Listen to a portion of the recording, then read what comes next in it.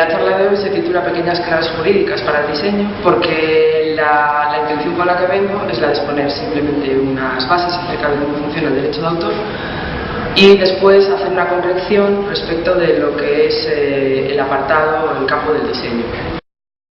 Me pareció que uno de los aspectos más importantes para estudiar desde el punto de vista de un emprendedor que tiene una actividad creativa es tener en cuenta el aspecto como propiedad. Dentro de la normativa española, la propiedad intelectual se especifica como eso, como un derecho de propiedad. Y en ese sentido pues puede ser algo asimilable al derecho que se tiene sobre cualquier bien material. El derecho de propiedad se define como el derecho de gozar o disponer de una cosa sin más limitaciones que las establecidas por las leyes. Y la propiedad intelectual, si bien es una propiedad especial porque recae sobre un bien inmaterial, que es una creación, es algo intangible, también entra perfectamente dentro de esta definición. Uso, disfrute y disposición son tres facultades, tres posibilidades que se le conceden a cualquier propietario. El uso supone la posibilidad de utilizarlo. El disfrute no se refiere tanto al goce de ese objeto, sino a la posibilidad de obtener los frutos. La facultad de disposición, que es la facultad de hacer cambiar de manos ese bien. Otra cosa importante y que comparte la propiedad intelectual con la propiedad en general es que tiene un valor patrimonial y en consecuencia resulta hipotecable. Por ejemplo, se puede hipotecar un bien inmaterial del que somos titulares y también resulta embargable. Pero como propiedad especial también tiene grandes diferencias respecto de otros tipos de propiedades. La primera y básica es que recae sobre un objeto que es intangible, que es la creación en sí. Otro aspecto muy peculiar de la propiedad intelectual es que es temporal. Incorpora aspectos morales, favorables al propietario, claro, que la propiedad habitual, la propiedad sobre bienes materiales, pues no incorpora. De acuerdo con la Ley 1/96, que es la que regula actualmente en España la propiedad intelectual, os voy a leer su artículo 1. El hecho generador de la propiedad intelectual de una obra es el mero hecho de la creación. A diferencia de lo que sucede, por ejemplo, con bienes de propiedad industrial, como las marcas, las patentes, los diseños industriales, en los que el registro es constitutivo del derecho, hace que nazca ese derecho. En el caso de la propiedad intelectual, el registro solo es probatorio, nos va a facilitar la prueba de la autoría y de la fecha de la creación. Entonces, ¿qué es objeto de propiedad intelectual de acuerdo con la legislación española? Pues son las creaciones humanas, originales, que sean de tipo literario, artístico, científico y que hayan sido, o independientemente de cuál haya sido su medio de expresión y el soporte al que se hayan incorporado. Una de las características especiales de la propiedad intelectual que os comentaba desde el principio es que tiene una duración limitada de 70 años post-mortem autoris. La intención de este plazo es permitir que no solo el autor saque beneficio, rendimiento de sus obras, sino que hasta 2 generaciones después de su muerte también puedan aprovecharse de obtener rendimiento económico, ¿no?, de esa obra. Los derechos morales se refieren, el primero de ellos, a la divulgación de la obra. El autor de una obra original es el único que puede decidir si ponerla a disposición del público y en qué manera lo va a hacer. Una vez que ya has hecho esa primera divulgación, hay ocasiones en que ya no puedes continuar controlando la obra. El segundo derecho moral es el reconocimiento de la autoría, que es el derecho que hablábamos ahora, ¿no? Es un derecho esencial y que además pues, va más allá de ese límite de 70 años. Después tenemos el respeto a la integridad de la obra. Puedes impedir que se hagan mutilaciones o modificaciones sustanciales de la obra, incluso aunque el ejemplar original ya no esté en tus manos. También tienes en exclusiva un derecho para decidir la modificación de la obra. Puedes incluso llegar a decidir retirar la obra del comercio por cambio de tus convicciones morales. Aunque bueno, en este caso podría darse la necesidad de indemnizar a la persona que fuese propietaria de la obra en ese momento, ¿no? Y luego incluso tienes un derecho a acceder a un ejemplar único o raro de tu obra, que bueno, pues quizás está más pensado para obras de tipo plástico, ¿no? Por el lado patrimonial, los derechos que están aquí reflejados son los que te van a dar un poco la llave de la rentabilidad de tu creación. El primero de ellos es el derecho de reproducción, que no es el derecho de reproducción en el sentido de reproducir una canción, darle a play, ¿no? Es el derecho de copiar o grabar esa obra o que se obtengan ejemplares. El segundo, muy importante también, es el derecho de distribución. El derecho de distribución es el derecho de dar ejemplares de esa obra a varias personas. El tercero es parecido, es el de comunicación pública, pero se diferencia del de distribución en que en la comunicación pública no hay una distribución persona por persona de un ejemplar, como podría pasar si vendes una camiseta. El de comunicación pública, de una sola vez en un solo acto, esa obra intelectual llega a una pluralidad de personas. Hay un derecho de transformación que, bueno, es un poco como el aspecto patrimonial de esos derechos morales de modificación que veíamos antes en exclusiva. El derecho de participación es el derecho que tiene un artista plástico en determinadas condiciones de recibir una participación por las sucesivas reventas que se hagan de su obra. Y después, bueno, el derecho de compensación por copia privada es lo que ha generado la existencia del canon digital y bueno, pues ha traído todos esos problemas.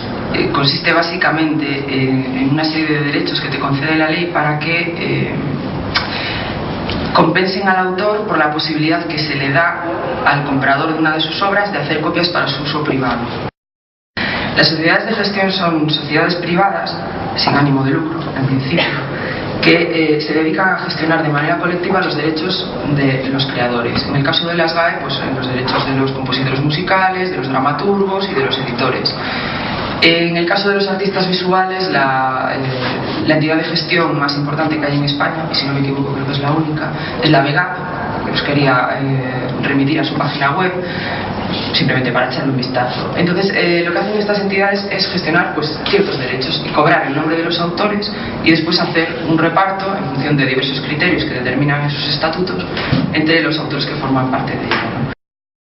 Ahora, para acabar un poco de definir la propiedad intelectual, tenemos que hablar de los límites. Que bueno, parece algo así como muy esperanzador decir, bueno, yo cuando quiera utilizar algo, una obra protegida por derecho de autor, hay límites.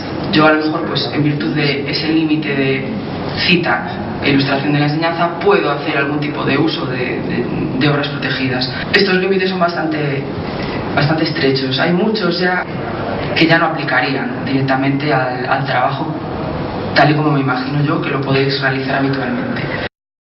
Sois creadores pero también sois usuarios. Entonces, como creadores tenéis que identificar cuáles son vuestros activos, cuáles son esos bienes susceptibles de protección por propiedad intelectual. Tenéis que protegerlos adecuadamente, y adecuadamente no significa registrar siempre, por ejemplo. Y luego, como usuarios, tenéis que tener un poco cuidado con esto que estábamos comentando ahora. Decir, vale, muy bien, esta tipografía aparece como libre en la web y además es facilísimo descargarse un montón de material en internet. Es la gran revolución que hay ahora, ¿no? Permite obtener copias prácticamente idénticas de un original y obtenerlas con muchísima facilidad. Pero, ¿de quién es? Y esa persona, ¿bajo qué condiciones las está divulgando? Cada vez es más habitual que haya obras que son obras complejas, que son obras creadas a base de otras obras, ¿no? De aportaciones de muchas obras.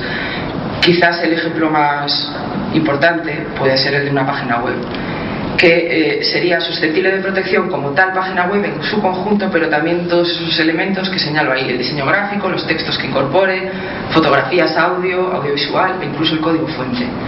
Entonces, cuando utilicéis algo para incorporar a una obra de este tipo, una obra multimedia, a un collage, a una página web, tenéis que aseguraros de que tenéis derecho para incorporar todos los materiales que estáis metiendo ahí. Existe un registro de la propiedad intelectual central en España, que es el oficial, que depende del Ministerio de Cultura, que tiene muchos registros territoriales en las distintas provincias españolas.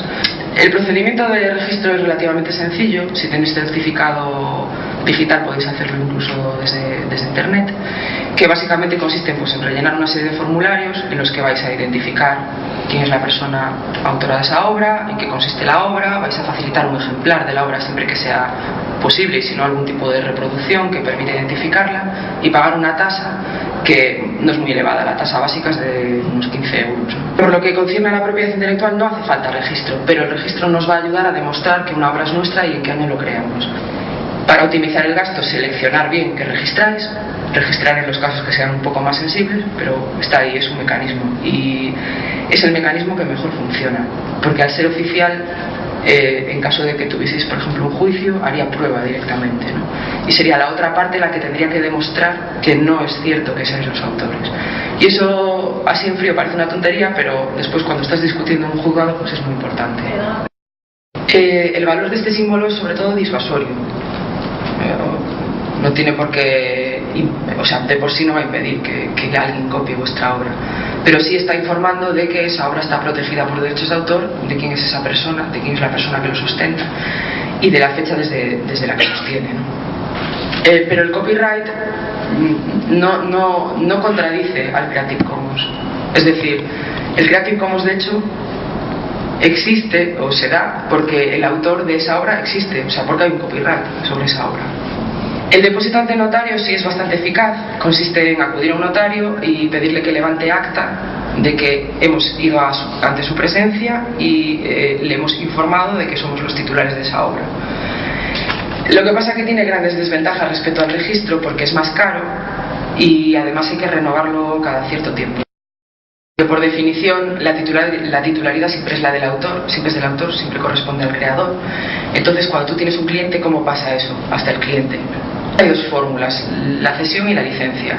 La cesión sería similar a una compra-venta, a una compra, y la licencia sería similar a un alquiler. En el caso de la licencia, que se parece a un alquiler, no habría un cambio de titularidad. La titularidad permanece en tus manos, pero la otra persona hace determinado uso de la obra. Y en el caso de la cesión sí habría un cambio de titularidad, es decir, tú le trasladarías la titularidad como autor a tu cliente. En el caso de la cesión tendríamos que hablar en el contrato de cuál es el objeto de esa cesión, cuál es el precio que se va a dar a cambio, por qué plazo estamos cediéndola, a qué territorio se refiere la cesión también.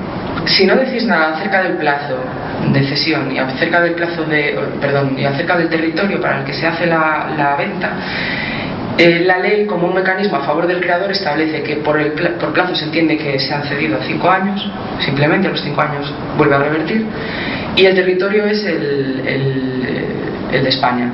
Y luego tienes que especificar también las facultades que se ceden. Lo más interesante cuando preparéis, cuando estéis negociando un contrato, es que, a mi modo de ver, limitéis las facultades que estáis cediéndole al cliente, o las que le estáis licenciando también, las que le estáis alquilando, a las que sean específicamente necesarias para el uso que él quiere realizar. Los emprendedores tenéis que tener en cuenta un montón de campos legales a la hora de afrontar vuestra actividad profesional.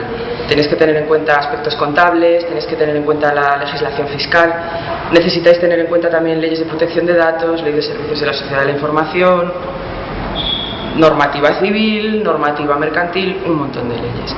Pero hay un campo que es específico para vuestra actividad, que es el campo de la propiedad intelectual y también en algunos aspectos el campo de la propiedad industrial. La legislación actual de propiedad intelectual os da un gran poder sobre vuestras creaciones.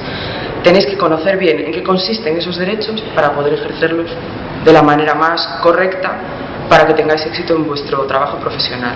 Siempre en vuestro trabajo vais a tener un doble aspecto. Vais a ser creadores, pero vais a ser usuarios también.